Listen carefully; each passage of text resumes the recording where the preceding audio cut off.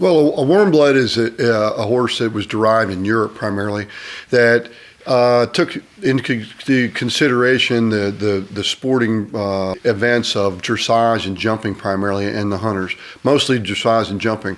They came from a mixture of draft horses and thoroughbreds. They're extremely heavy bodied, they're a lot more durable, they're much bigger than, let's say, the typical thoroughbred.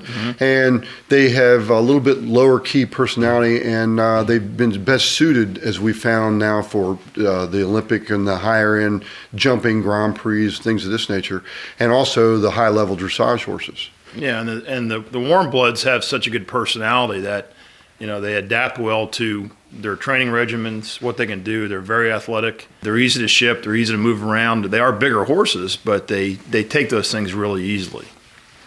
Warmblood, they have separate pedigrees now. The German pedigrees are everything from Holsteiners to Westphalians. There are a number of areas that have derived and started producing their own different types. The Dutch warmbloods, they have a Dutch pedigree or Dutch registry. They have a French or Celle Francais warmblood registry. They have Irish warmbloods. They have, you know, everything under the sun as far as, you know, different types.